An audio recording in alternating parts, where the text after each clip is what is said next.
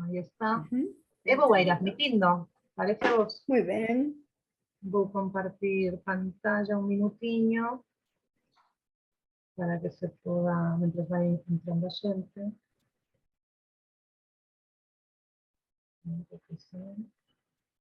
¿Dónde dice la gente?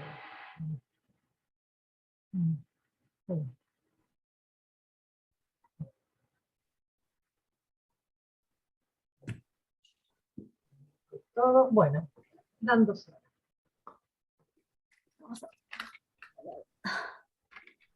Desaparecí, pero vuelvo, ¿eh? Bueno, aquí estamos, no nos vamos, mi vida. Te quería. Bueno.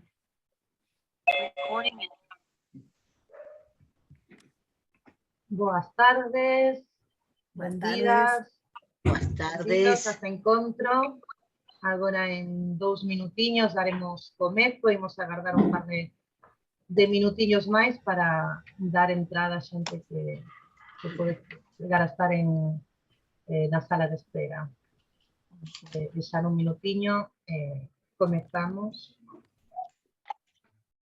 Bueno, mentres vos lembro que se está grabando o encontro simplemente para fins para a finalidade de que forme parte de arquivo.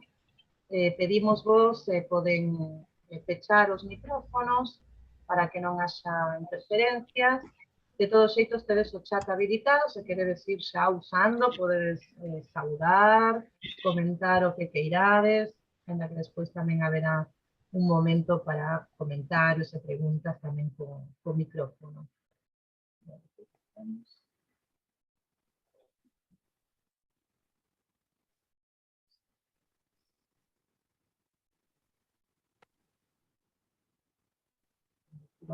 Sigo emitindo.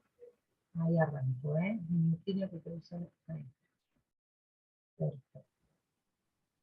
Bueno, así que benvidas, o Centro Galicia de Buenos Aires vos agradece a vosa presenza neste sexto encontro do ciclo Ler Mulleres Galegas.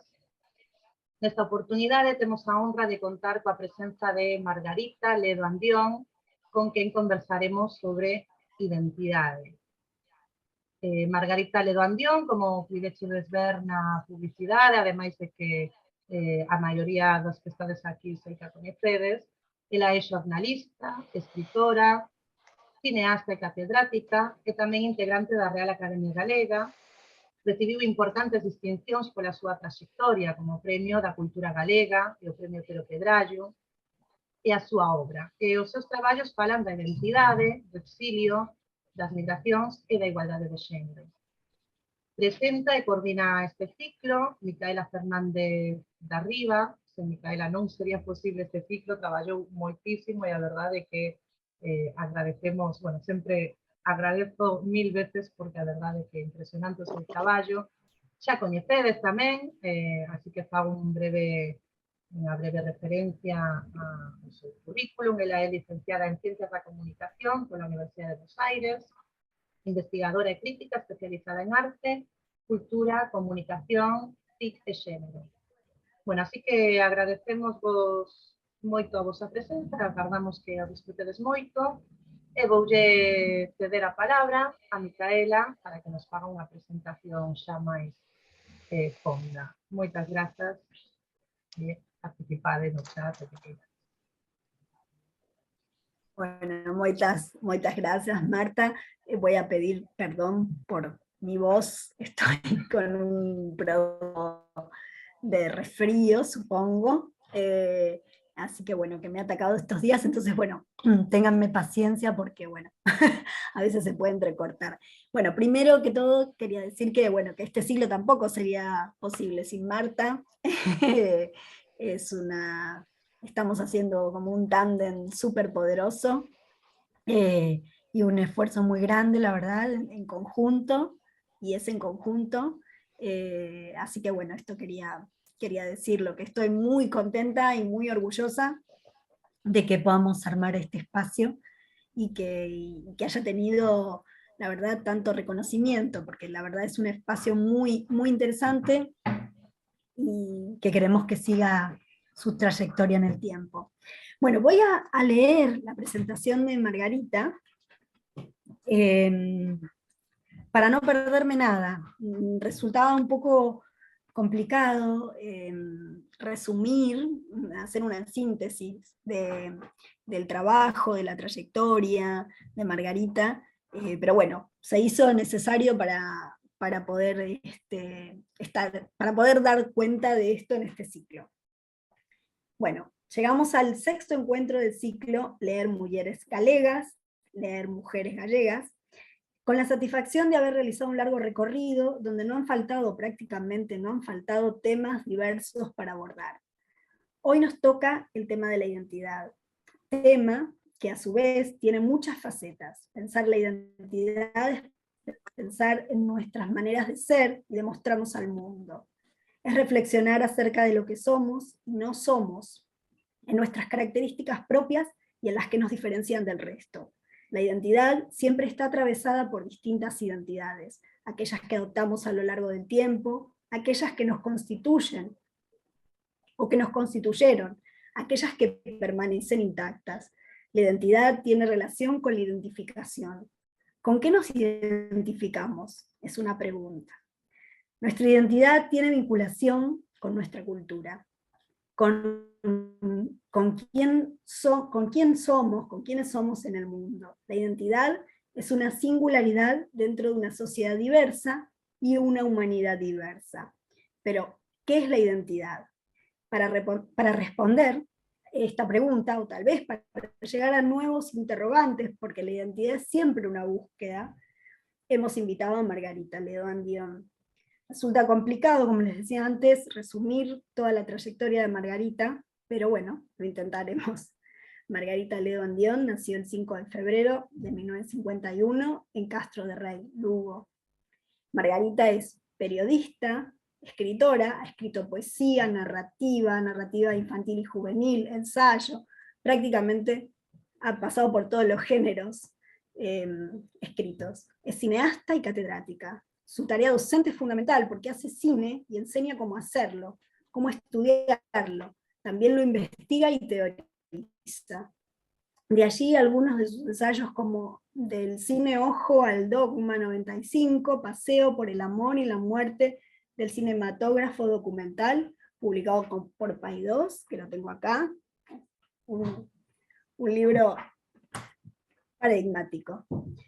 Es también integrante de la Real Academia Galega, algo también que habla de la identidad, de su lengua, de su cultura, y por lo tanto de un compromiso social y político. Fue creadora de la revista escrita de la Asociación de Escritores y Escritoras en Lengua Galega, y los proyectos gráficos del boletín del Club Cultural Andiante, de la revista feminista Festa da Palabra Silenciada. Ha recibido importantes distinciones por su trayectoria: Premio Nacional de la Cultura Gallega en 2008 y Premio Otero Pedrallo 2017, siendo la primera mujer galardonada con este premio desde 1977. Por su activismo, Premio Alecrim en 1994, otorgado por el Grupo de Estudios sobre a Condición da Mujer, y por su obra, Premio del Festival de Cine Europeo de Sevilla por la dirección de Nación 2020. Además hay que destacar que la película Nación ha recibido 10 nominaciones a los premios Goya. Entre otras obras cinematográficas pueden mencionarse los cortometrajes La Bacolla, 1939, de 2005, Cienfuegos, 1913, de 2008, Bucle, de 2017, Groenlandia, de 2018, entre otros. En mediometrajes podemos señalar Apuntamentos para un film, de 2012, de esto podemos hablar bastante, porque he estado ahí.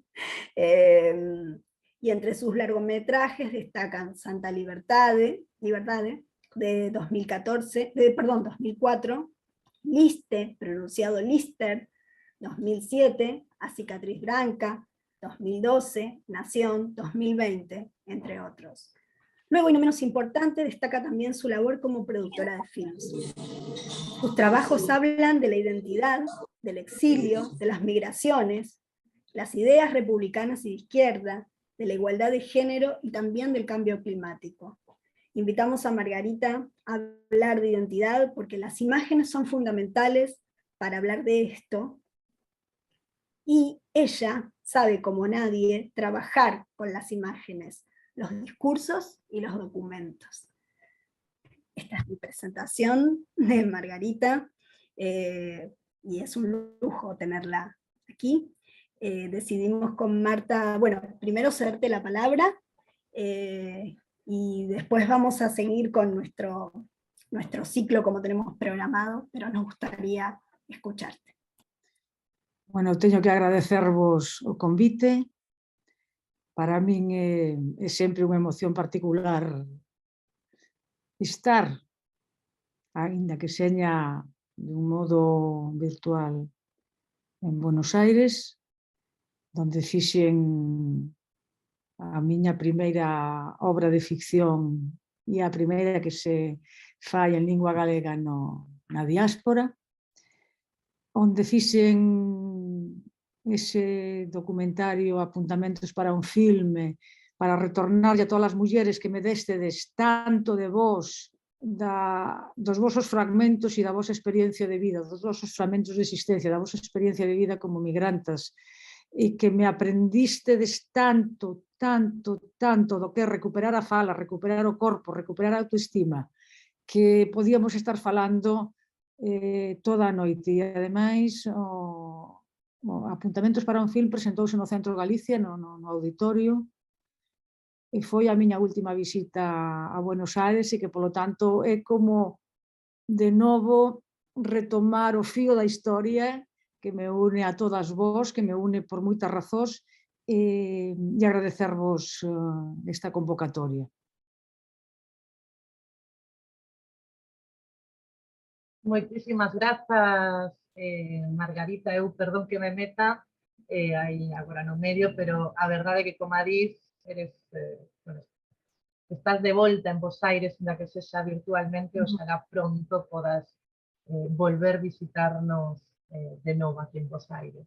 Así que, benvida, creo que en nome de todas as persoas que estamos aquí, e de moitas outras persoas que non puideron estar. Isto que vedes é precisamente a portada do documentario do que acabamos de falar. É un dibuixo de Isaac Díaz Pardo que me cedeu para a carátula deste documentario, Apuntamentos para un filme, que son 47 minutos, onde está a Micaela, onde está a Rosa, onde está a Cloti, que nos deixou pouco despois de rematar o filme, onde está Isabel, onde están moitas mulleres da diáspora, e que é unha rapaza que leva na cabeza todo o que pode precisar na vida, e o primeiro obxeto é unha máquina de coser, que, como sabedes, foi fundamental para o paso de mucamas ao traballo industrial, que é un paso de xigantas, pasar a ter un salario. A identidade, neste sentido, comeza a expresarse cando podes decidir, cando empezas a recoñecerte. E esta máquina de coser, a Singer, digamos, ten todos os heterónimos concentrados, a Alfa, as outras máquinas, a Refrei, que era unha que facían en Vigo, pero, bueno, é un pouco símbolo, e foi importantísimo nese proceso do paso de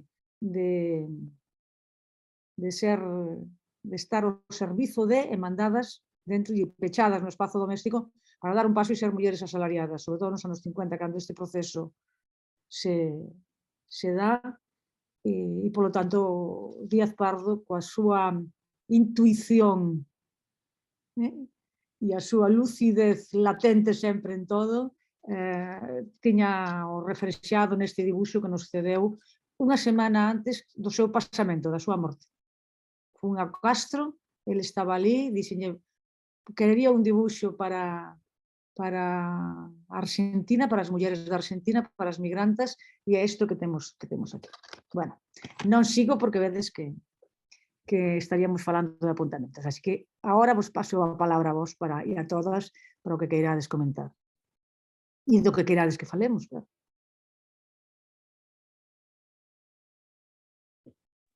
Aquí me dice el anfitrión, pero le digo a la anfitriona que, que tome la palabra. Sí, a mí me gustaría, si pudiéramos pasar el tráiler de Apuntamientos para un filme, no sé si te parece bien, ya que hablamos de esto. Sería interesante que por ahí lo viéramos para quienes no lo vieron, igual el tráiler pueden encontrarlo en YouTube. Pero bueno, ya que estamos hablando de esto, algunas cuestiones relacionadas. De acordo. Bueno, Micaela, busco agora mesmo, porque justamente ese non o tiña aberto, pero xa está. Espera un segundito, entón. Se queres ir comentando mentre eu vou abrindo. Bueno, la experiencia, bueno, en este caso me gustaría igual que hablara un poco Margarita sobre el tema de qué significó la obra, la película de ficción A Cicatriz Blanca, qué relación tiene con el documental, especie de Sí. manifiesto, Sí. Apuntamentos para un film. Bueno, o meu traballo fílmico, que ten que ver tamén co traballo docente, como dixésedes, porque eu ensino cine, que ten que ver moito co meu traballo de pesquisa, de investigación, porque aí é onde me sinto tamén máis independente para decidir que temas velados, que vestixios buscar, e, polo tanto, traballo sempre pequenas cinematografías, o que chamamos cine con acento, cinema con acento feminista, acento de exilio, acento de identidades, no fondo, veladas ou non. Traballo sempre os cinemas en linguas non hexemónicas, porque ten que ver precisamente con esa reivindicación tamén da diferencia e da diversidade, e no fondo da igualdade. E traballei o século XX a través de tres aspectos que o constitúen, que é a gran violencia do século, a gran confrontación, no caso xeopolítico, no que nos incluímos foi a guerra civil, e a fixen a través de Lister, pronunciado Lister, pero comecei pola parte, ainda que é do exilio, é unha digamos, unha viaxe coa final feliz, que é Santa Liberdade, a ocupación dun barco 13 noites contra un barco Santa María que fai a ruta da Guaira ao Porto de Vigo, e que estaban no comando nese triunvirato, que sempre falamos, temos infelizmente que falar de triunviratos, 2 galegos e un portugués, o capitán Galvao, o comandante Soutomaior e Pepe Velo, que é o ideólogo do movimento, e son recibidos en Recife, son acollidos a nivel político no Brasil de Jânio Quadros, e é a utopía, e a gran imaginación, e a apertura a unha nova fase que son os anos 60, os anos dos soños, que aínda que curta esa fase, puido deixar para nós, digamos, para as xeracións futuras, a utopía e o sentido de que nada se pode dar por perdido. Sobre todo isto para as mulleres e para a conciencia feminista é fundamental. Estamos construindo a nosa genealoxía, estamos buscando os vestigios, estamos construindo lugares de encontro, e este é un terceiro aspecto, o movimento constante de masas humanas no século, e que infelizmente continúa no presente, por guerras, por razóns económicas, por exclusións. No caso de Galicia é constituinte da nosa propia identidade, é un país de diáspora, é un país que oficialmente comeza as súas migracións no século XVIII, oficialmente, a nivel real comenzan antes, e que, por lado, temos varios séculos como país migrante, e poderíamos mesmo escribir a historia do cinema galego a través dos filmes e das imaxes da emigración. É dicir, creouse un apelativo que é o cinema de correspondencia, que ven de acó, que cando, e os primeiros 200 metros de película van para Cuba na década dos 10, no ano 1912, máis ou menos. E van para aló, e tamén sabedes que hai a gran película do cinema de correspondencia que é do ano 31, Galicia e Buenos Aires, de José Gil. Porque a emigración demandaba que se filmase o seu lugar de origen, as súas festas, a aldea, e isto daba tamén a que dende ali se mandasen cousas para acó.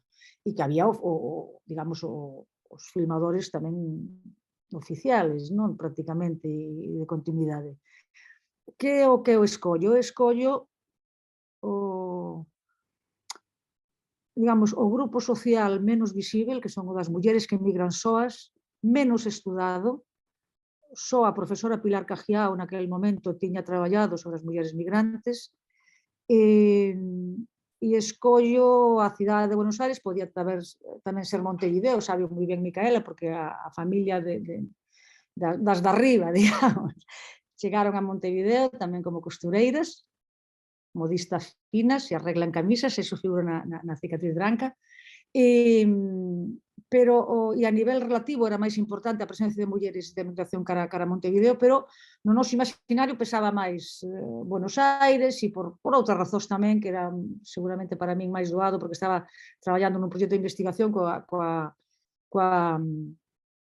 Nacional e coa da República, nos dous países, pois fixemos a cicatriz branca en Buenos Aires e fixémola nos anos 50, que é a década última da emigración a América, nese sentido máis representativo, ainda que se dixe de emigración, pero despois, sobre todo, os itinerarios foron cara a Centro Europa ou cara ao Reino Unido, e obviamente a través da figura central, que é a figura das persoas e das rapazas que, falseando a idade e mesmo a identidade, porque iban moi novas, son enviadas por razóns que non son só económicas, moitas veces é por abusos nos lugares de orixen, e por outros abusos en moitas ocasións.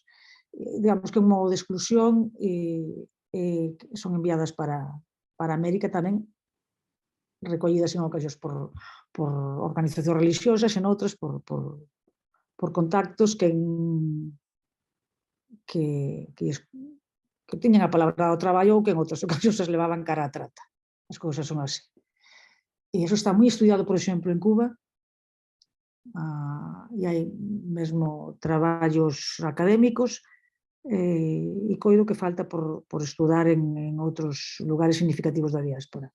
A cicatriz a organizo a partir dunha novela previa miña, Porta Blindada, que trataba dunha personaxe masculina, Antón Moreda, que foi emigrante de moi novo, reclamado por un tío porque quedou orfo de pai a Argentina, que viviu o que ele decía na Galicia ideal, na Galicia, porque acaba de morrer Castelao, ele chega nos anos 50, regresa unha década despois, porque obviamente unha das cuestións labradas naquela altura era o retorno, un pouco o exilio sempre esa melancolía solapada de que estás lonxe da casa, sempre tes ese sentido de estar lonxe da casa, e polo tanto hai o que se chama a doenza do exilio, o que nos chamamos morriña, podes chamar saudade, que se suple con plantar as mesmas árbores, con facer as mesmas comidas, con xuntarse a danzar, a cantar, cos encontros, coas sociedades e os agrupamentos que son importantísimos para que as nosas, digamos, para que os nosos ocos e os ocos que deixamos non acaben por consumirnos e por facernos perder o sentido do terra a terra. E entón, a partir do que deixara de facer na novela, fago o retorno de unha novela do ano 90, o retorno de Moreda a Galiza, e que remata moi axiña nun manicomio, morrerá nun manicomio, onde pasan máis de 30 e tantos anos. Eu vou no visitar porque é un manicomio que está perto da miña casa familiar, e é cando sei a súa historia, e para librarme do conflicto de todo o que me conta, fago unha novela de base documental. E o que fago na cicatriz é, en relación coas mulleres que emigran solas, incrusto e inserto a historia de Moreda na Argentina e nos lugares de memoria e de emigración, Federación de Sociedades Galegas, todos estes lugares que vos coñecedes tamén. E ao redor deso, a partir de datos e de feitos que me foron relatados por moitas mulleres que entrevistei e coas que falei, dun modo formal ou informal, algunhas en grupo, outras a nivel individual, monto un relato ficcionalizado, porque ás veces a profundidade do real tens que ficcionalizala, porque senón é tan dolorosa ou tan imposible de convertir en imaxen que non me sentía capaz nese caso de facer un documental. Pero que pasou? Pasou que despois tiven a sensación de que tiña que voltar esas mulleres que me deran todos esos materiais, toda a posibilidade de facer a cicatriz branca, tiña que voltarlles unha obra tamén.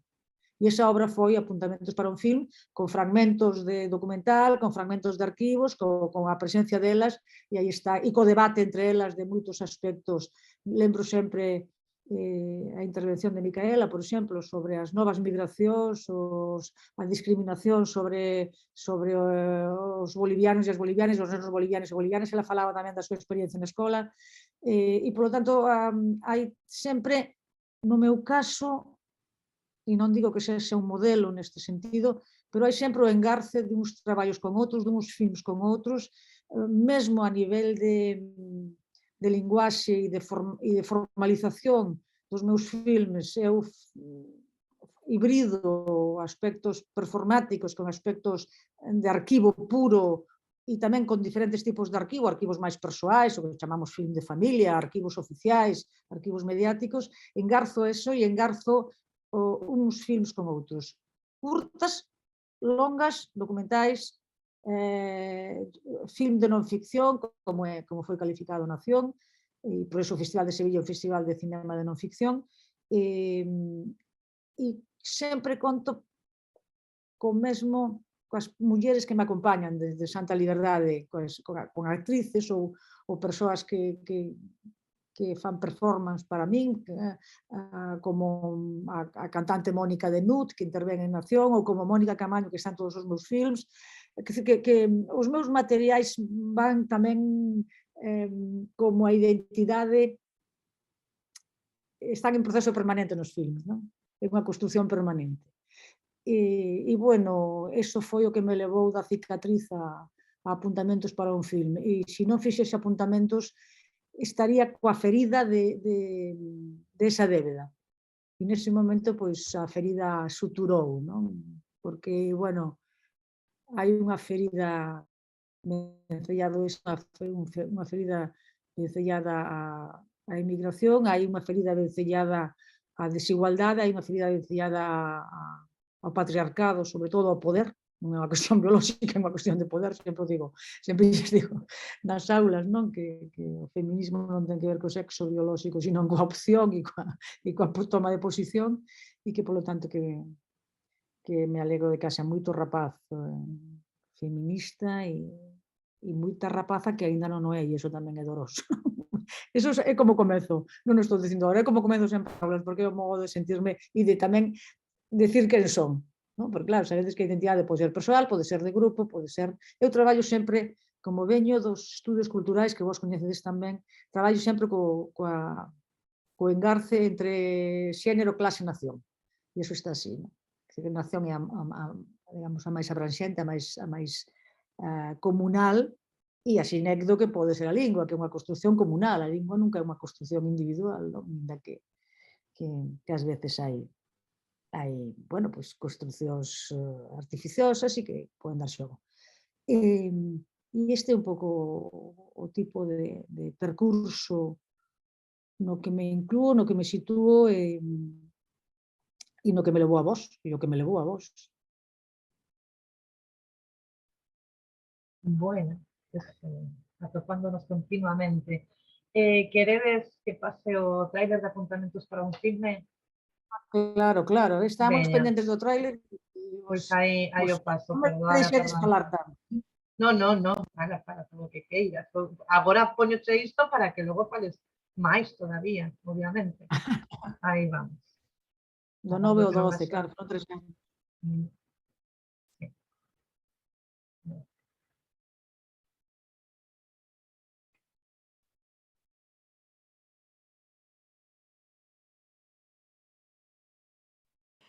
Internamente sempre sentinme galega, sempre. Pero era difícil manifestarse nunha sociedade que tomábate un pouco de punto. Y yo venía con mi pasaporte, con la dirección puesta a tal sitio, a nombre de fulano tal, que era el que se iba a hacer responsable mío. Nunca lo conocía ese señor.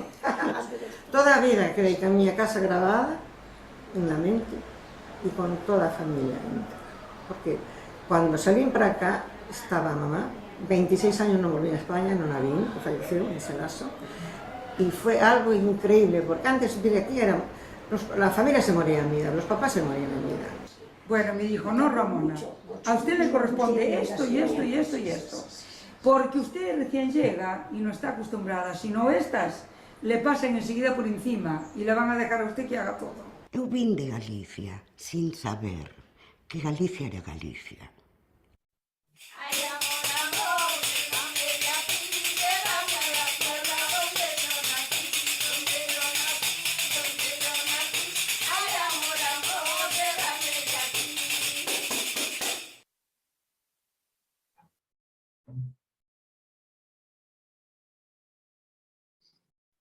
Exacto.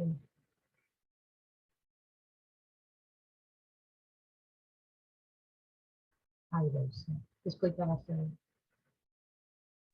Quería decir algo que me parecía muy, muy interesante del tráiler. O sea, bueno, en algún momento volveremos a proyectar, organizaremos para presentar las películas, ¿no? De Margarita de nuevo. Ojalá la tengamos presente aquí en Buenos Aires. Me parecía muy interesante lo que decía el testimonio final, ¿no? Que ella se fue de Galicia sin saber lo que era Galicia, o sea, descubrió una identidad a partir de ese exilio.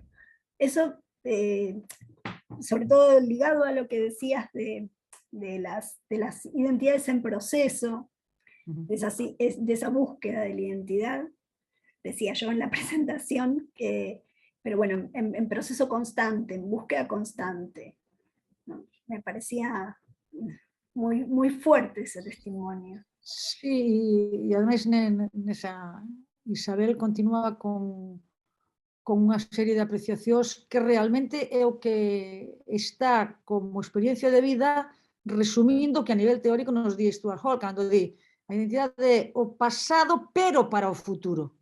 É o enlace con un pasado, ten que ver tamén coa memoria, obviamente, por eso se fala tanto de políticas de memoria, pero ten que ver con ese pasado, pero sempre que este pensado como futuro, neste sentido, e nos está dicindo que é como calquera comunidade, as chamadas comunidades selectivas, que se unen ao redor dun obxectivo común, non?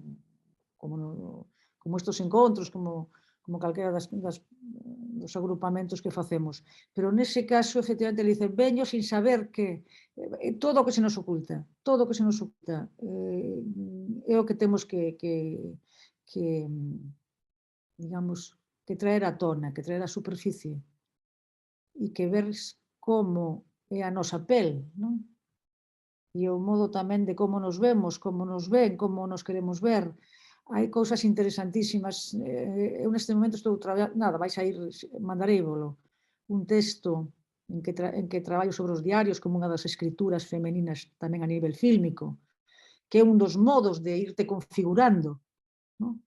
Esos diarios ocultos. Hai unha antigua alumna, Xiana do Teixeiro, que fixe un film de mulleres que se chama Todas as mulleres que coñezo, e que agora está traballando con diarios adolescentes, como o que ela chama a escritura de dormitorio, ese lugar privado, oculto, ese sector de adolescencia a que ninguén nos fai caso, e que ela descubre como en moitas ocasións todo o que se escribe aí despois destrúese cando eres un pouco máis grande. Entón, por que nos borramos? Por que ese autoborrado? Que pasa? Como te vas performando para ocultarte e para adaptarte á norma social? E, por tanto, todas esas cuestións de construir, de ir a descifrar por que os borrados e porque ás veces o autoborrado está me interesando moito. Entón, estou traballando con bueno, co diario como modo de escritura, pero que parece que está moito no cinema contemporáneo de mulleres, pero que está de sempre no cinema de mulleres, sin a escrita de mulleres, por lo tanto, ou en calquera modo expresivo. Por tanto, aí estamos sempre co corpo, dando corpo ao manifesto no sentido real, a recuperación do corpo foi unha das primeiras reivindicacións, tamén porque foi das cousas máis negadas e porque casi toda a punición sobre as mulleres pasa polo corpo, non digamos xa desde os malos tratos, os feminicidios nas formas máis radicais, pero dende, bueno, nas dictaduras e na época do franquismo de non poder ter unha conta corriente, de estar penalizado o abandono de fogar, de meterte na cadea se tiñas unha relación das que se consideraban ilexítimas, etc. Entón, e de ser un corpo para ser mirado, para ser obxeto da mirada do outro. Por lo tanto, aí estamos constantemente nesa temática que eu coido que é moi rica e que nos leva precisamente a ir, digamos, corcosendo todas as pezas, non? E que é unha laboura ao mesmo tempo fascinante, non? O de irnos recoñecendo.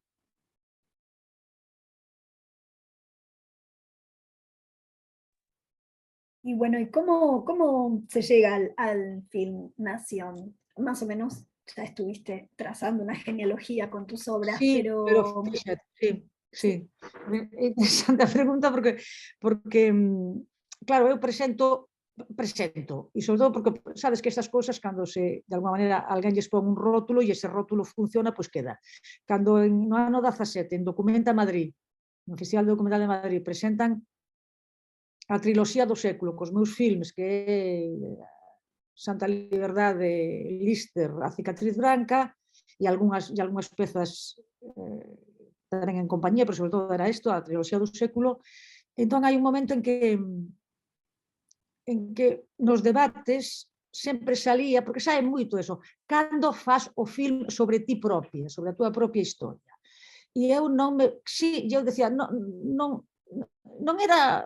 Digo, coido que non me vexo como materia, que eu podo aparecer nos meus filmes, eu podo aparecer e aparezo de moitas maneiras, de moitos modos, pero máis como metalenguaxe e así, pero non me vexo facendo ese filme, bueno, xa non digamos unha autobiografía, que é a cuestión máis falsa que te podes imaginar, pero non me vexo como referente de unha película, pero sempre te quedas con esos golpes detrás da porta, con esas cousas que che petan aí na orella, e digo, pero vou facer a miña xeración, digo, porque, claro, fixen a xeración das mulleres dos anos 50 e nunca entrei na miña xeración.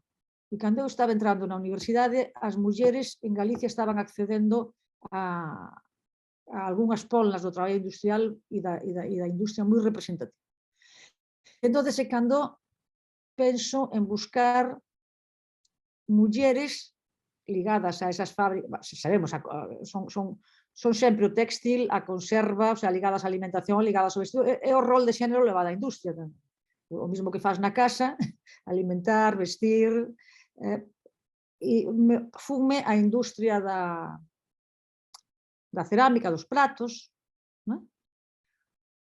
porque, primeiro, é un sector que eu lembraba a fábrica esa de Pontesa, que a nivel formal é unha arquitectura perfecta, dos anos 60, e lembraba tamén toda esa zona onde se ubica, que é unha zona nos anos 60-70 moi mobilizada, moi reivindicativa, e con as mulleres que me sorprende, porque realmente comenzo, ahora estou me desviando un pouco, pero comenzo a facer Nación primeiro, porque me queda da cicatriz branca, eso que comentei antes, o gran paso de xigantas que é pasar o traballo asalariado.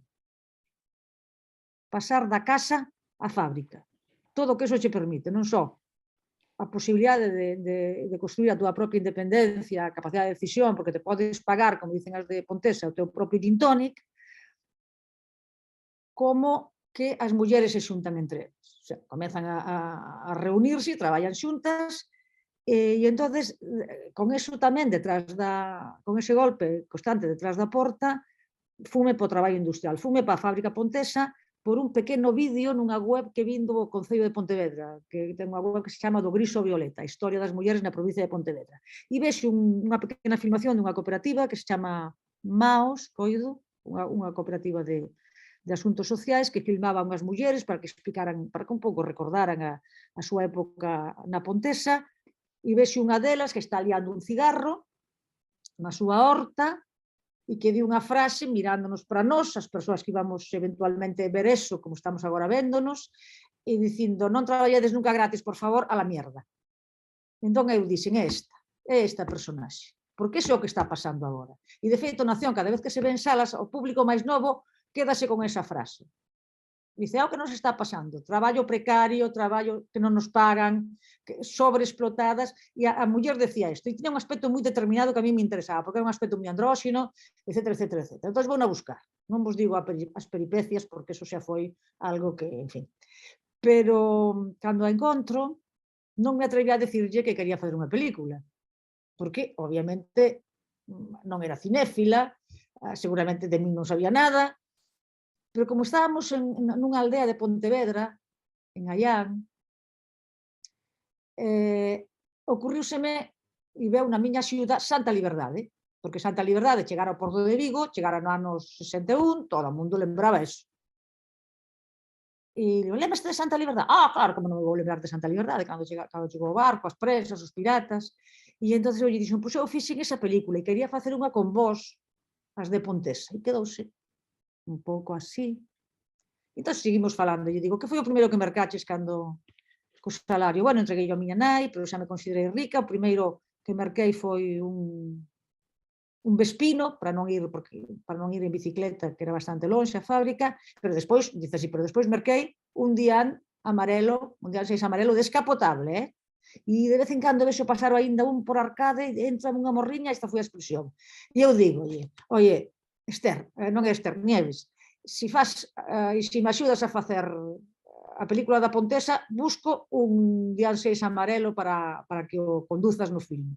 E foi así o acordo. O noso acordo foi, vamos a comentar a traballar con de Pontesa, pero tú consigues o Dian 6 amarelo, que costou moito traballo dar co Dian 6 amarelo daquela época, e ao final prestónolo un excura, que sempre teñen estes coches, a través de un colexio. E, polo tanto, foi así como empezou Nación. Foi entrar na cerna do que era a muller no traballo industrial. Elas, cando empezan a traballar na fábrica, entran moi novas, aos 14 anos entran, e rapidamente empezan a xuntarse e a pedir esas cousas inmediatas. Xornada continuada, para non ter que andar indo á aldea voltando, unha hora para dar de mamar as que tiñan bebés, economato para ter a comida máis barata, esas cousas, e aí pasan a organizarse e pasan a representar o movimento sindical dentro da fábrica, por exemplo. No caso da Pontesa, organizase no sindicato máis radical e máis pequeniño que había. Un pouco é como o meu cine, cinematografías pequenas, en linguas non hexemónicas, e o máis combativo, que era, en aquel momento chamábase o SOG, Sindicato Obreiro Galego, acababa de formarse. Teñen local, bueno.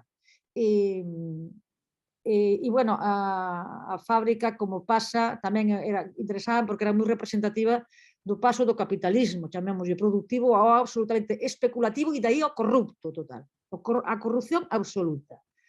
Tanto que os últimos xerentes son denunciados polo propio Estado, pola Fiscalía e levados a xuicio, chamados, e nunca se presentaron,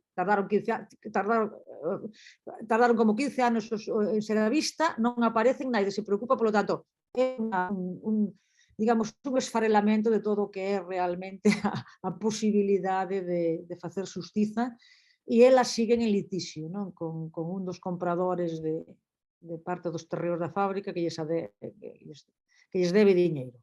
Pero, bueno, esta xa é outra historia. Pero a Nación cheguei así, agora xa falo da tetraloxía do século, non da triloxía, porque isto forma parte do século, xa son os anos 70, son os anos 80, e é precisamente a entrada do neoliberalismo e da destrucción total e da falta de respeto absoluto neste caso, pola clase obreira femenina, non? Que é a primeira, obviamente, que perde todos os dereitos. Pero que elas xa tiñan conquistada a súa dignidade, a súa autoestima, e son mulleres que non se veñen abaixo por nada, continúan indo reivindicando. Estiveron en moitas presentacións da película, foron moi entrevistadas, despois xa elas mesmas xerían aquelo, decían onde querían ser fotografadas, sempre, bueno, outra das promesas máis adiante foi entrar na fábrica, que nunca se tiña entrado, e ir ás taquillas onde se vestían, e aí pudemos filmar unha escena que se convirte en unha escena moi dura, porque elas tiveron unha reacción dura, realmente, e convírtese no cartaz do filme, porque aquí tamén eu vos comentei antes que traballaba con 3 tipos de arquivos, pero tamén sempre traballo con esos lugares onde as cousas sucederon, porque funcionan como dispositivos de memoria, e porque a nosa reaximos dun modo determinado, e elas tamén reaxiron así. E despois, todas as cousas interesantes que vos comentaba, que era a relación entre as mulleres que trasladan a súa experiencia e como lla transfiren a outras mulleres no propio filme, que neste caso son as actrices. E deuse moi ben esa conxunción en Nación, moi ben, moi ben. E Nación comeza coa figura da Esfinxe, que representa a Eva Veiga, que é a protagonista da Cicatriz Branca, e que me acompaña e me vai acompañar no próximo proxecto, dicindo uns versos que eu lle pido, que son os versos da propia Eva, que ten un dos versos dice apagando a escuridade dos meus dedos, que é un pouco anticipando o que é a intención do film de apagar a escuridade sobre a historia das mulleres, neste caso das mulleres traballadoras, das mulleres do sector industrial. E isto foi un pouco a línea e o fío invisível, que se fai visível en algunhas ocasións, que me levou duns filmes a outros. Pero é verdade que eu chego a Nación porque a miña xeración, pero sobre todo porque ao facer a Cicatriz en Argentina e ao pasar elas que eran analfabetas pero todas sabían coser, a pasar as fábricas de beneficios, as fábricas de medias, as fábricas de bañadores, a de cremalleiras, que é onde filmamos, decátome de que cando comenzan a recuperar, digamos, o sentido do corpo, o sentido de que son persoas que, ainda que non teñan dereitos, teñen dereito a ter dereitos e que son capaces de digamos, pensar ese futuro. O que nos falaba Hall de ir do pasado para o futuro. Yo quisiera hacer una pregunta que no es de las que tengo anotadas, pero que tiene un poco que ver con el tema de la identidad, que es lo que estamos discutiendo, trabajando ahora. Y es si, a partir de lo que decías, ¿no? que la identidad se va construyendo y que va siendo un fenómeno, que es un fenómeno colectivo, ¿no? Como el lenguaje, ¿no? También.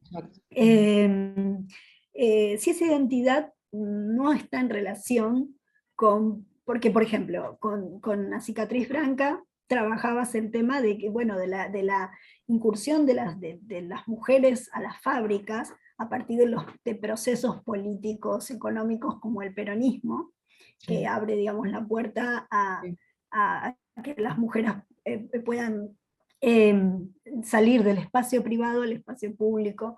Y aquí, en esta nueva reconversión del capitalismo, de un capitalismo corrupto, como decía, es un capitalismo absolutamente explotador y precarizador de las formas humanas de vida, ellas van definiendo su identidad a partir de lo que ocurre afuera, ¿no? De lo que es impuesto, van definiendo esas identidades. Sí, bueno, unha das cuestións que para min foi básica no filme é tamén aprofundar até onde se pode chegar en algúns casos o que se chama a mirada femenina frente ao male gaze, que a Laura Mulvey xa discutiu, analizou e practicou, deconstruindo, claro, o female gaze. E aí, unha das cuestións que me preocupaba non era só que as mulleres foran a parte central e a experiencia das mulleres a parte central do filme, que non dependesen de ninguén tampouco nese filme, como que estivesen sempre no espazo público. A fábrica é espazo público, as manifestacións é espazo público, o suízo que sae, que fomos capaces de acceder a filmalo, é espazo público, e fuxir, só aparece por outras razóns un espazo persoal onde se dá un círculo de transferencias entre diversas xeracións en que irrumpe unha nena cantando unha canción. É unha escena moi que causou moitas satisfaccións e que gusta moito. A nena fixose moi famosa, Lauriña, pero que non estaba prevista. Iso tamén é como traballo con guións moi abertos e claro, con equipos moi pequenos, como son tamén filmes de baixo orzamento, podes permitirte parar, repensar, voltar atrás, porque claro, e eu mesma son produtora executiva, quer dizer que, en fin, tamén porque así é máis barato todo, non? Pero traballando vía que esa nena constantemente repetía o que escoitaba e que quería entrar na película. E entón hai un momento que lle digo, Lauriña, tú queres entrar na película? E ela dice, claro, como dicindo, que senón que pensas porque estou aquí dando voltas. E preparamos unha escena para ela que a fixo a perfección só con 2 tomas, porque na primeira fallou a petaca e cando viu que tiña que repetir xa se sentiu feliz, porque xa era como as, digamos, como as personaxes e como as actrices que vía repetir ela. Pero únicamente hai ese espacio que é un espacio de transmisión interxeracional e interetaria. A min interesaba moito tamén, neste caso, romper coa cuestión etaria, co edadismo. Quería mulleres maiores, son todas mulleres de 65, 70 anos, as máis novas poden ter a volta de 60, Heidi, unha das traballadoras da fábrica. Quería mulleres que tuvesen pasado un proceso longo na fábrica, xuntas, e ter participado tamén xuntas en determinados avatares e en determinadas accións. E, polo tanto, todo isto é o que penso que construe Nación como unha figura, unha película moi do feminino. De feito, sin pedilo, o ICA puxo o selo de recomendada como fomento da igualdade de xénero, non? Porque ten creo que unha película en que o female gaze cando pensamos e o queremos aplicar a unha obra, pódese conseguir, non? E vese sin necesidade de reclamalo, porque a película funcionou moi ben a nivel de crítica, funcionou moi ben a nivel de espectadoras. Na primeira semana foi a película independente con maior ratio de espectadoras, a pesar de estrearse en época COVID, porque eu tampouco quería deixar pasar moito tempo, e arriscámonos. A peli llevaba xa un ano, tíamos que sacala e as mulleres están abralladas dicindo, pero que é isto? Claro, eu ás veces lles decía, mira, as películas ás veces nin se chegan a ver, non? Pero bueno, houve a sorte de que funcionou moi ben e que nos deu realmente, e continúa aínda, por exemplo, agora xa neste mes vai haber ahora continúa moito por circuitos culturais, vai haber no CEGAC, no Centro de Arte Contemporáneo, día 30, 5 días antes en Pazos de Borbén, nun ciclo que se chama Cine de Aldea, estes lugares pequenos, na Semana do Cine de Lugo, que previa, polo tanto, sigue o seu curso, porque son tamén filmes que non están vencellados a caducidade dunha estrea, dunha promoción, porque tampouco non a temos neste sentido, no sentido comercial, e que, por tanto, quedan aí e vense en diferentes momentos e espero que... Bueno, en Argentina houve unha proyección online, un ciclo que organizou o Frangallo o ano pasado, non me lembro como se chamaba o ciclo, algo que fai casi sempre, que é Novo Cine Español. Sempre lle preguntaban por que metes a Margarita entre os novos se ela xa é bella, digamos. E ele dicía, bueno, pola obra, non pola... Igual que me meten dentro do Novo Cine Galego e que causa gran... Pero claro, aí xa cuadra máis porque o Novo Cine Galego é máis que nada traballar formatos diferentes, traballar modalidades de opción diferente, inda que moitas veces despois se chega a produción estándar, e, polo tanto, aí podo cadrar. Pero tamén o de Novo Cine sempre esa cuestión tamén, un valor incorporado rarísimo, que o novo parece ser que ten que ver coa idade, realmente non é así, pero bueno, pero viuse nese ciclo que organiza anualmente Frangallo, e é unha película que espero que en algún momento tamén podamos discutila directamente a ele. Non sei se Pues, queredes, Micaela, se paso o tráiler de Cicatriz ou de Nación. Sí, me gustaría, Queredes? a mí. Está ben. Sí, sí, Así, Pon e Nación, as pon a de demais, Nación, que a de está Nación. ben. Ai, A está cicatriz ben. e Nación. Sí. Ben, entón vou Hasta que hora te... compartir.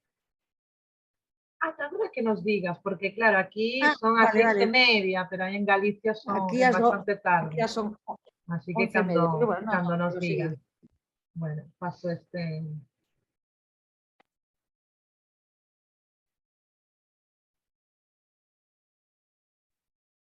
Aí, vese? Sí, verdade?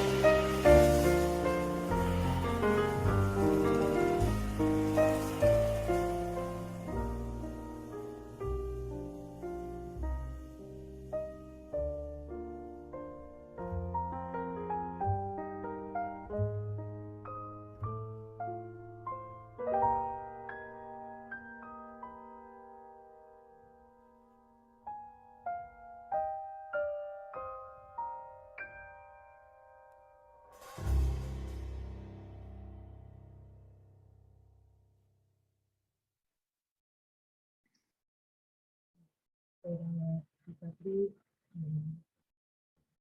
Pasas Nación, Marta? Sí, sé que teño aquí unha Si cousa pode, grande. Aí vai, agora sí. si podes, para que non... Aquí está. Eva, de novo.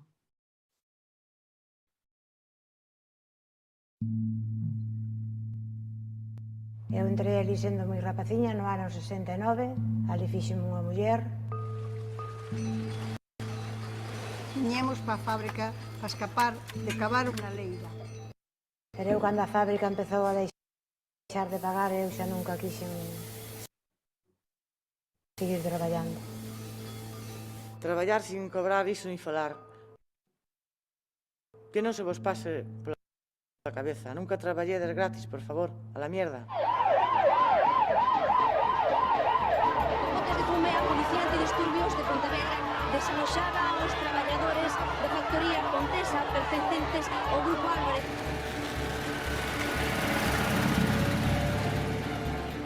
E entón, as autoridades non cumplen, que se lle espera ao mundo e ao pueblo? A ver que se lle espera. Dos 80 aos 90, naqueles anos escuros, esnaquizouse o téxtil, a conserva, a louza, todas as ponlas do traballo industrial a que as mulleres accederan. Nos regalaron a uns ladróns.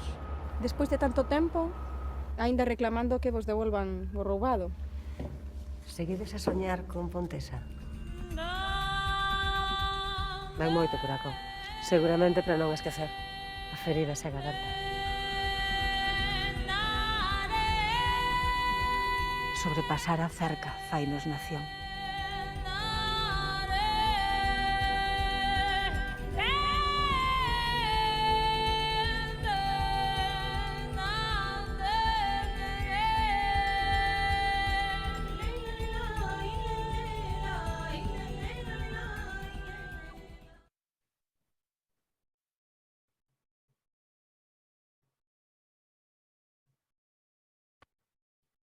Verémosla en Buenos Aires, muy pronto, oxalá. Eu sei que Vistedes vos que diste que estivo pendente cando se pasara daquela, pero moitos quedamos en vela, bueno, por momento, bueno, por complicacións da vida, non? Pero oxalá poda haber unha proxección impresionante. Aí de novo aparece, escoitarse desde o final a voz de Mercedes Peón. Ela tamén fixera música para Lister, para unha curta, Cienfuegos 1913. Portanto, tamén é desas persoas de continuidade E agora incorporei a Mónica de Nut, que tamén fai voz nesa película e é actriz na película. Non era e agora é actriz. Así son as cousas, esos son tamén os procesos constantes, non? De transformación e de posibilidades que temos expresivas, non? Eu traballo moito con material non profesional, digamos, non?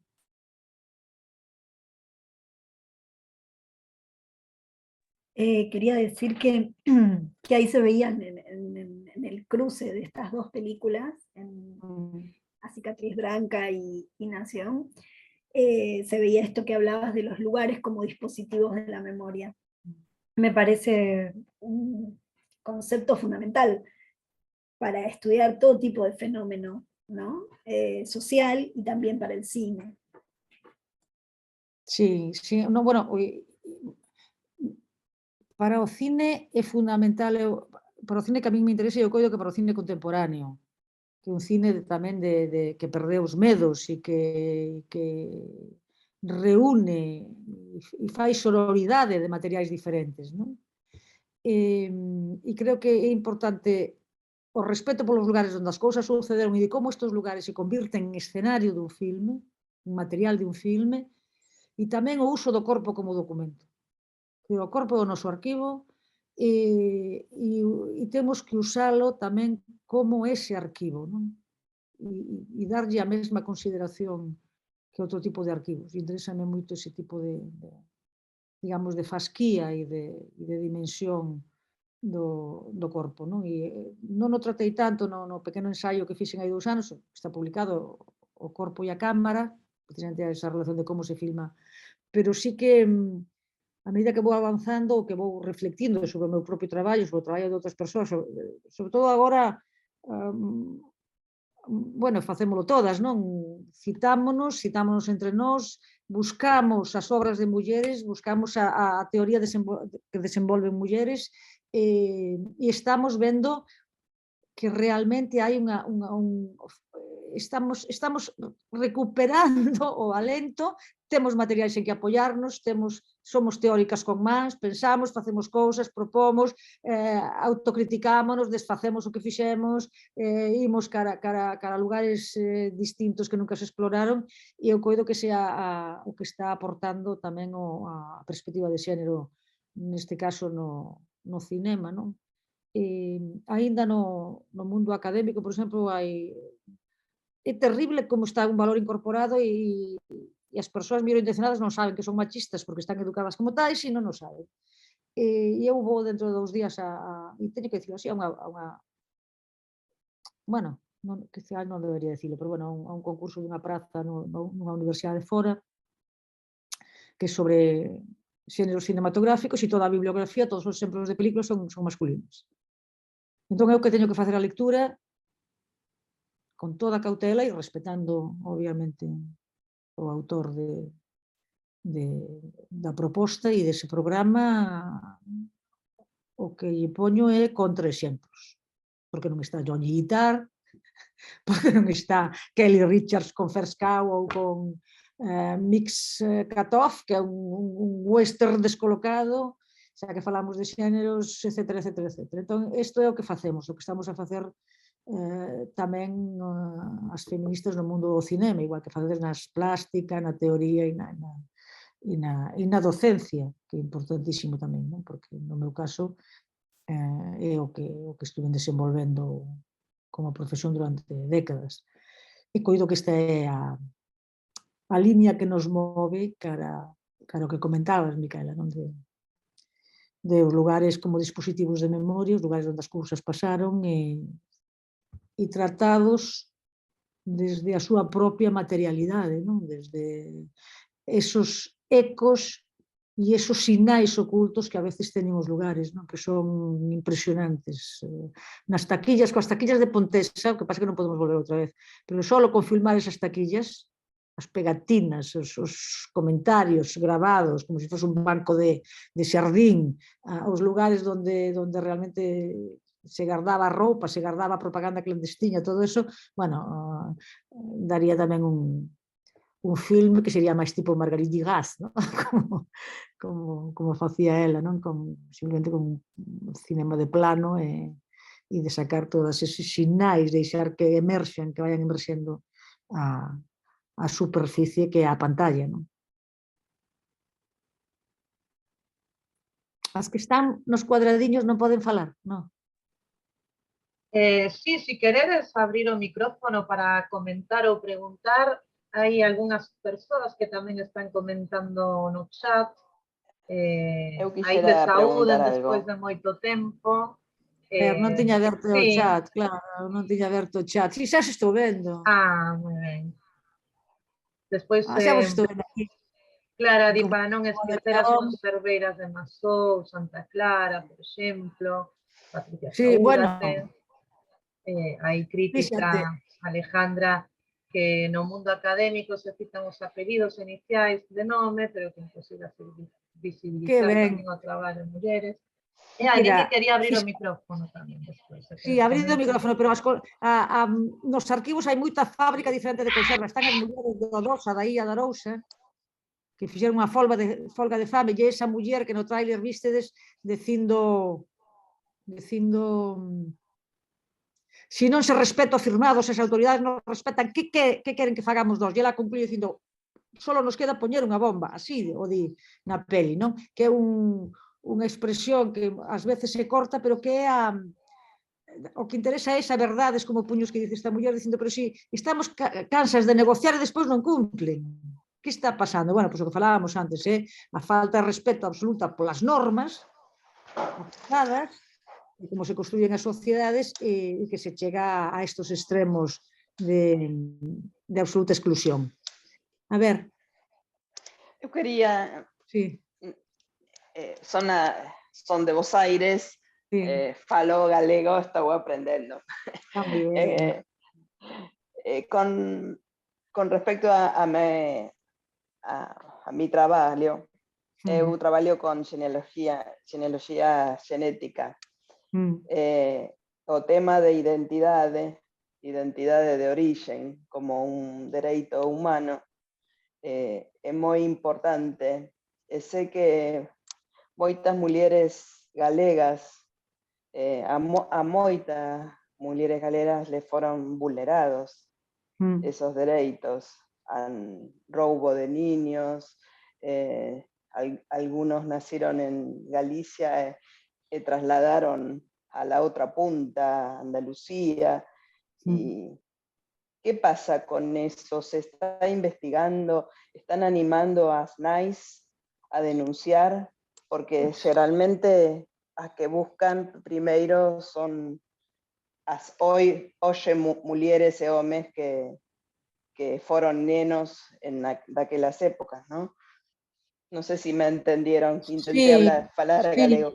É interesante moito o campo que traballas, non? Da xenética. Tú sabes que o que máis se investigou, pero non dun modo, non coa continuidade que o tema reclama, é a venta de nenos e a desaparición de nenos a través de organizacións religiosas, fundamentalmente.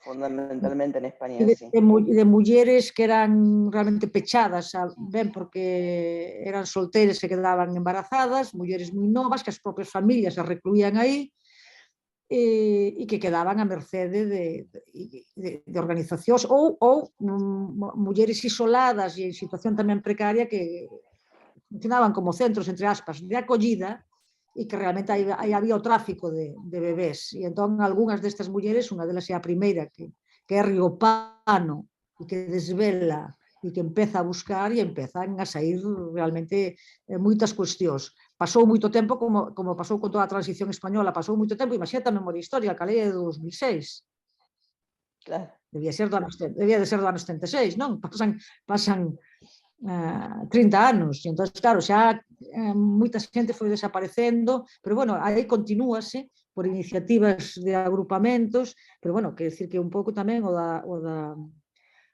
perda digamos, dese vínculo, en todo caso, e dun modo, ademais, absolutamente forzado, eu creo que non se lle dá a atención, nin está digamos, a nivel social considerado como algo e como un dereito fundamental. Exacto, Sí, o mesmo que pasa acá. claro, e entón eso sí que é algo que é unha batalla que hai que dar e que hai que librar, efectivamente. Hai unha cousa magnífica que vos recomendo, eu trouxe ao seminario con xénero ano pasado, e agora nestes textos que vos avanzaba, que estou escribindo, poñoas de exemplo un pequeno film de 10 minutos, que se chama Una dedicatoria a lo bestia. É de dúas rapazas novas, unha de Coruña e a outra de San Fernando de Henares, que traballan artes plásticas, performance, e que traballan sobre todo a represión de opcións sexuais, de prácticas sexuais. E fixeron e a negación, é dicir, a non existencia. Simplemente, claro, obviamente o lesbianismo non existía, o que non fose a heteronormatividade non existía, e había un centro de reclusión en San Fernando de Henares, é onde elas o filman, porque era toda unha cadea a través dunha organización religiosa que despois pasa ao Estado na transición e mantense aberto hasta mediados dos anos 80. E aí eran recluídas e reprimidas as mulleres por múltiples razóns, pero sobre todo cando tiñan desvíos. De feito, o primeiro informe que aparece é se tiñas himen ou non, eras completa ou incompleta, por exemplo. Así, fichas como da Gestapo. E é moi interesante porque elas fan como un traballo arqueolóxico, deron coa forma realmente, unha cousa con esa distancia, un traballo arqueolóxico, de buscar tamén estes vestixios, pero sitúan os vestixios en presente, porque aparece Naranjito, que é un motivo do fútbol dos anos 80, aparecen pegatas coa Icurriña, co cal xa sabemos que estamos no posfranquismo, e así guardadas por esos restos que aparecen nestes lugares, que as mulleres iban, era, digamos, os seus obxetos de estima, o talidón, que era co que se drogaban, digamos, as pastillas do talidón, e unha relación, se encontra nun armario uns intercambios en tarxetas destes tarxetós que se usaban seguramente para recortar e para traballos manuais, unha especie de correspondencia oculta e afectiva, sentimental entre dúas mulleres. Portanto, é moi interesante, unha dedicatoria a lo bestia, os discos da época. Podedes buscar o tráiler vese perfectamente como está construído, e elas explican moito o seu proceso de traballo, e son interesantísimas. E a mí xa me interesaban por estas cuestións, porque vira na Casa Encendida unha instalación dunha delas, un cubículo, que é a reproducción dun cubículo dese centro de reclusión, digamos. E outra de Coruña, Andrea, fixera o traballo fin de un curso de fotografía sobre o comercio de ovarios. Por lo tanto, os temas, decixes que van por aí, eu creo que son este tipo de temáticas as que seguramente empecen a moverse. Pero para que se empecen a mover, temos que falalo.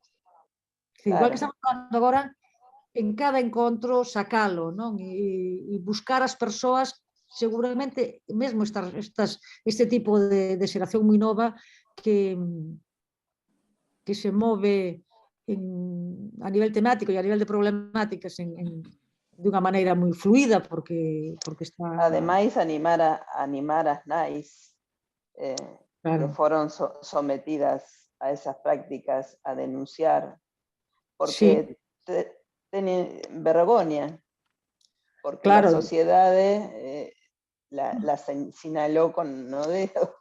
Claro, teñen vergoña e tampouco saben onde. Exacto. Non hai un lugar estatal para denunciar esas prácticas? Sí, claro que existe lugar estatal, pero eu coido que aí non sirve con poñer un teléfono ou con decir que existe este organismo. Refírome que cando me refería non hai onde, cando falo de lugares de encontro, por exemplo, o noso seminario con xénero sirve ás veces para isto, non? Aparece xente, igual cando trouxemos a este colectivo NUC Kiela e Andrea, con unha dedicatoria a lo bestia, surdiron moitas cousas. surdiron moitas cousas que non se tiñan expresado. E eu coido que esa especie de rede e de decir, obviamente, dar a posibilidade de decir a onde se pode acudir, que é fundamental desenvolvela xa, é urxente. Son esas urxencias do tempo presente, non? Como falaba Quijano, non? E o pensamento decolonial. E un pouco tamén a cuestión do pensamento decolonial. Quítate ese medo, quítate de pensar que non hai saída, porque a saída hai que labrala, claro, en ocasións. Claro, correcto. Gracias. No, gracias a ti porque nos movilizas e nos levas cara ao futuro, cara ao que hai que facer, claro, que é o que nos interesa tamén. Hai máis intervencións de Celia e de Clara. Celia no chat di cal é o sentido do título Nación referido a cando vino saltar la cerca. Saltamos la cerca, construimos nación, non sei se Celia Sí, atravesar a cerca, sobrepasar a cerca, sí. Sí, vamos a ver, o sentido, eu busquei a palabra nación porque é unha palabra moi polisémica, ten diferentes acepcións. E, de feito, a película comeza, despois desa saída de Esfinxe, comeza cunha filmación dun partido de fútbol amateur, entre homes e mulleres, non é homes contra mulleres, son equipos de homes e mulleres, que é un partido dun 1 de maio, a festa de 1 de maio, despois fan un partido de fútbol. E sabedes que o fútbol está moi ligado á idea de nación, obviamente. Quer dizer que utilizo moitos resortes deste xénero, pero no que está referindo Celia, e que convirte esa frase ao film, nunha especie de film manifesto, é que eu parto da idea de que as mulleres non son nación porque non son cidadás, non teñen dereitos. Se non tens dereitos, ainda que te poñen o rótulo de cidadanía, que non eres, non hai igualdade. Entonces, que sobrepasar a cerca, sobrepasar todas as barreiras, decidirte a faite nación. Pero fixadevos aí, nesa escena, pasou algo tamén no filme que é extraordinario. Eu considero que ese final, con Mónica Camaño, dicindo ese monólogo final, é unha das grandes escenas non só da película, que se tivese que quedarme con unha, sin duda quedábame con esa, como do cinema. Por qué? Porque pasa de ser representación, é dicir, ela pasa a abrir cunha fauciña un bosque, lembrando a represión sexista sobre as mulleres na Guerra Civil, cos nomes do lugar onde está situada o filme, que é na provincia de Pontevedra, cos nomes de cada unha, e o que é un memorial. Cando ela se sente e dice, o meu nome é Mónica Camaño, son actriz, pasa a ela a ser un corpo documento do filme e a contar a súa propia historia. A historia da súa familia, do seu avó violador e os abusos sobre ela de pequeno. Polo tanto, unha performance convírtese en documento do filme.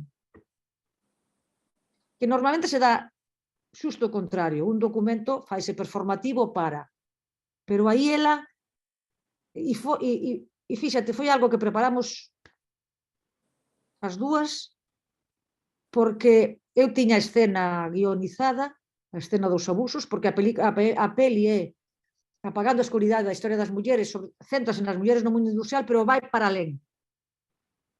A histeria, por iso hai as escenas do corpiño e das religiosas, o único lugar en que te permiten o berro, as ofrecidas, que botan o demo pola boca, e non podía quedar a marxen os abusos constantes da noite dos tempos sobre a condición femenina.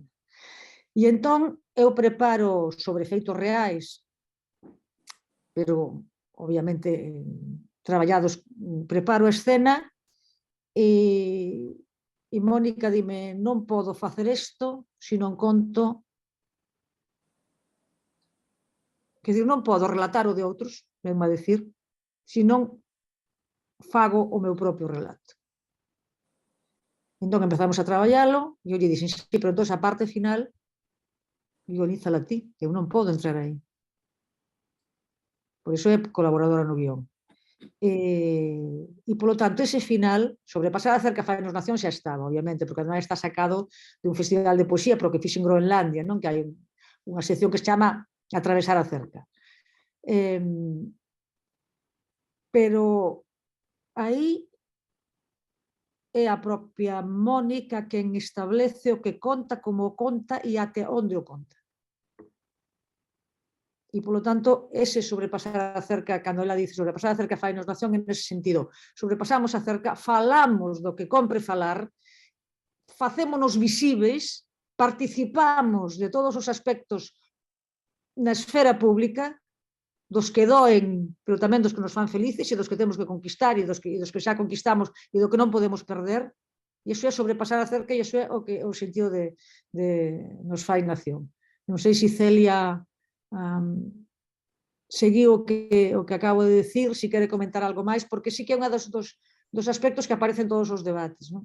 Nunca conto tanto, nunca chego a este pormenor, pero bueno, sabedes que a web para isto é moi falsa, porque como penso que estades aquí, pois é unha conversa na casa.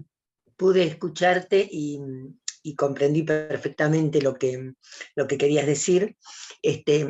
Podría ser equivalente a ciudadana, lo de nación. Sí, exacto, a mí me confundía un poco porque me llevaba estaba más pendiente del tema autonomías y nación en España. Entonces... Sí, tamén. No, pero tamén ten ese sentido, que ten as nacións pequenas, non hexemónicas, unha película en lingua non tamén o ten, quer dicir, non ibas tampouco mal, pero digamos... Polisémica, pero realmente o nudo organizador é este que te acabo de contar, que, efectivamente, non podemos considerarnos nación se non temos dereitos en activo, non simplemente formais, e, bueno, un pouco era este sentido, efectivamente. Muchas gracias, muchas gracias. Gracias a ti. Muchas gracias, además, por tocar estos temas que son tan antiguos como la humanidad, tal vez, pero que generalmente están siempre detrás de los velos, aún en obras que pretenden ser reveladoras, generalmente esos temas quedan detrás. Sí, de acordo. No, gracias a ti, de verdade, que é o que nos permite seguir falando. Tribu, tamén, dicen aquí, tribu. Si, tribu xa ten ese sentido de comunidade electiva, non? Comunidade electiva, estás cos da túa tribu, coas da túa tribu tamén, porque queres, tes un objetivo común, pero nación é máis alargado, quer dizer que aí é internamente diversa, plural, multicultural ou intercultural, máis que multicultural, e ten ese sentido de volver ao que significa o término pobo, no fondo, non? Soberanía popular e esas cousas, non? Que hai toda unha retórica que despois sitúante sempre abaixo, cando pensas, aí quedas. Pártese da gran idea e despois quedas cando se habla del pueblo, quedas aí. Aí Clara Esperanza ten a manciña levantada, a ver. Boas noites ás dúas beiras do mar. Hola, as dúas beiras. É un orgullo podela escoitar, Margarita. Eu teño a riqueza, porque penso que é unha riqueza a pesar da doenza que poda ser como o tema en sí. Eu viñen para Bos Aires, non fai tantos anos, me considero cidadán do mundo e peregrina da vida. Entón, puden coñecer e vivir os últimos 20 anos da ditadura, son da provincia de Ourense, dun pobo que se chama ben coñecido, que se chama Carballiño. Sí. Donde as mulleres levan a bandeira, que son as mulleres pulpeiras. Sí, as de Arcos. As de Arcos, exactamente. Eu tuve a sorte de coñecer moitos lugares, porque sempre fui moi furafollas. Coñecín Masó, por exemplo, parte de outras conserveiras, e recordo que Masó alá por a década dos 65-66 tiña a primeira guardería para levar as mulleres e os nenos e poder traballar as 44.000 horas que traballaban. Despois vin moitos anos os talleres de redes, onde as que texían eran as mulleres. Recordo a porcelana Santa Clara, en Vigo. Sí, que é do Grupo Álvarez. do Grupo Álvarez, exactamente. Era Pontesa, sí, en Cabral. Exactamente, Cabral. E tamén a que non existe agora xa, como foi Alfageme, e Sí. outras moitas conserveiras. Sí. Pero a riqueza é poder analizar, poder escoitar a persoas que, como vostede, fan estudios exhaustivos sobre a realidade que a veces non vemos ou non queremos ver. No, pero... Agradezco moito esta oportunidade e se en algo podo axudar desde esta beira do mar, acá estou. Pois seguro, Clara, cando... E seguro que vou ir, xa buscarei o modo. Eu son neso moi teimosa, cando unha cousa se me mete na cachola non a deixo sair, por iso fago estes films. E verémonos e falaremos, ademais, efectivamente, de todo o que ti coñeces e eu descoñezo. Eu traballei coa conserva no filme, con aqueles documentos que tiña, e a partir dunha recuperación que se fixo para o que se chamou Contenedor de Feminismos, que en principio foi un proxecto de recuperación que fixeron o Kiper Mui, Carmen Nogueira e Ángela Caramés, e aí atoparon unha serie de VHS da fábrica dunha organización incidental que houve no Salnés, de mulleres que se autoorganizaron e que se filmaron na batalla porque se mantivese aberta a fábrica, que non se mantivo, obviamente. Fixeron a folga de fame e apareceron esas cintas e eu que per moi fixe un documentario Doli coa conserva. Doli quere decir soli, solidaridade, solidaridade. Despois hai outra época onde xurdiron as famosas cooperativas que eran dirixidas e xerenciadas sobre todo por homes, pero onde traballaban as mulleres, as grandes marcas de roupa, que non se lle poñía a etiqueta no taller hasta que non chegaba o taller final, que era o da marca correspondente, e non vamos a poñer nomes, ou podemos poñer. Roberto Berino, Adolfo Domínguez, Sara. Eu, por circunstancias persoais, coñecín moitos talleres porque íbamos co transporte a levantar a produción. Ves? No, e sabes perfectamente que moitas desas mulleres arruináronse porque elas mesmas tiñan as pequenas cooperativas que mercar a maquinaria. Sí, así mismo é. Así mismo é. En donde se lle pagaba non un xornal, sino que se lle pagaba por prenda confeccionada. Por peza, e de súpeto había unha demanda de tal envergadura que non dormían en 24 horas. Era sobreexplotación. Así que haberá moito que falar, claro, ahora non nos poñamos tristes, digamos. Pero sí, creo que é unha riqueza poder falar e poder aportar o que sexa, do que un saiba. Hai unha obra de teatro aí do Grupo Chévere que se chama Ciudadano, sobre o Ciudadano Ortega, claro. E xa eso perfectamente.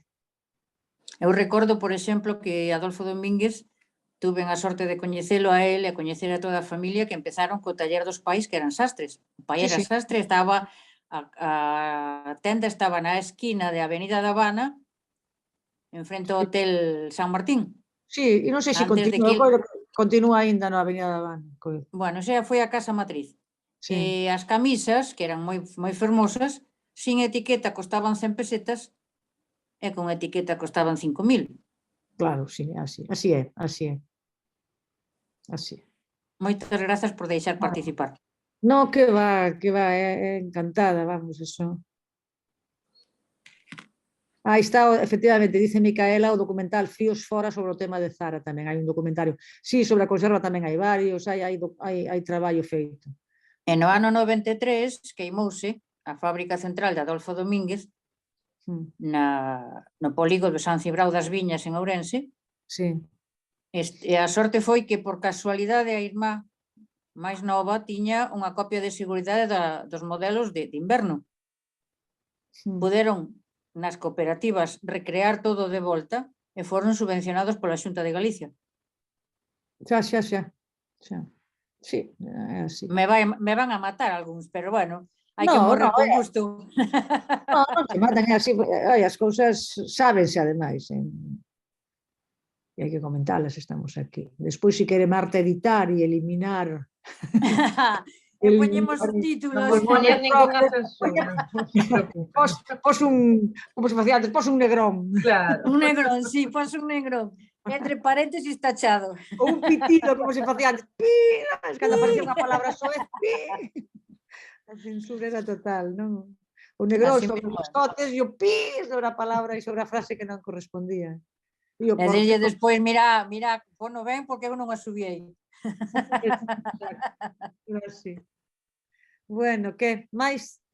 Bueno, Micaela Estamos escribiu no chat, pero ela caera e volveu conectar, creo que dende o móvil, creo que aí sigue. Non sei se alguén quere preguntar ou comentar algo máis, porque, bueno, en Galicia xa son, se non me Son as equivoco, 12. máis das 12.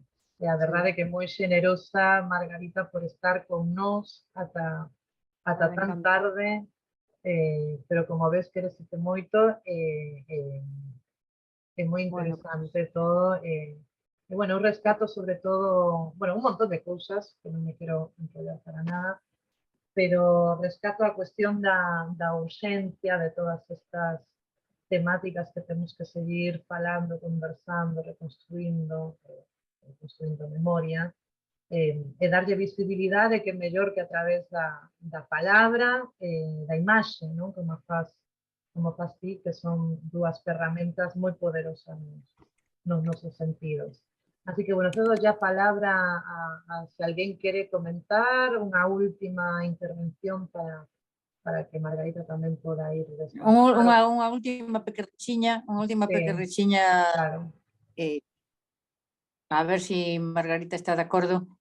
As cantareiras do Berbés é un pequeno resabio das mulleres que traballaban no pescado e nas lonxas tamén.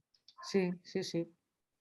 E o Berbés que está moi destrozado. Ainda fixemos ali unha intervención con Xisela Franco, unha cineasta nova. O primeiro día que nos deixaron sair, fomos a Cabral, a fábrica que está en ruínas, total, ruína total. Ruínas? Sí, sí, completamente ruinosa. Entramos por ali, ela foi me filmando e acabamos poñendo letreiros de Nación e pintándos, con fotos antigas do Berbés, con fotos antigas da metalúrxica, de fábricas pechadas, reivindicando tamén a recuperación da memoria industrial, e unha delas foi no Berbés. E o barrio de Bouzas, onde estaban as fábricas das máquinas de coser e onde se preparaba todo para as conserveiras. Sí, sí, exacto, tamén. Efectivamente, así que de cando en vez facemos ese tipo de, digamos, de accións nocturnas, foi todo de noite. Estábamos soas, con un caldeiro, porque era a primeira noite que podía. E está grabado e ela presentou eso. Primeiro funcionou para unha galería de arte e despois pedironllo en Documenta Madrid, por exemplo, o máis longo de 20 minutos, que se chama Parolar con eu, que é o título do meu primeiro libro de poemas, fixadevos, cando tiña 19 anos, non sabía. Pasábame como a vos, eu tuve que aprender a... Claro, non fun alfabetizada en galego, non? E entonces puxenme a escribilo para escribir en galego e para ir obrigarme a... E é o título Para hablar con eu, da longa. E a curta chamase Oco Morno, non? Porque son ese sentido de oco onde queda cinza morna e que pode rexurdir. E é en todos esos lugares, incluído o Berbés que acabas de nomear, incluído o Berbés cunha foto antigua das mulleres do Berbés. Así que, a ver, por aí seguimos. Bueno, xa vos puxen no chat un bico e agora vos lo mando tamén e nos seguimos. Sí, bueno, aplaudamos a Margarita. Sí. A vos, quedamos en vernos. Agardamos aquí. Moitas grazas, de verdade. Moitas grazas. Boas noites. Grazas. Boas noites a todas. Bueno, lembrade que o vindeiro xoves 29 de setembro, xa pronto vos Perdón, convidaremos. una corrección. Sí. Una corrección. Sí. O 30. Bueno, en breve vos anunciaremos o vindeiro e último encontro do ciclo Ler Mulleres Galegas, que estaremos con... María Xosé Porteiro. Non teño que facer corrección, No, sigue no. vixente, ben. Con María Xosé Porteiro, tan querida. Moi ben. Así que Y convidada abordaremos estás el tema de la trata de personas. Claro, moi ben. Bueno, deica pronto, a descansar, a reflexionar e a seguir facendo comunidade e redes para mí. Así que, riquiños, ata Ricos. pronto. Bye bye. Hasta pronto.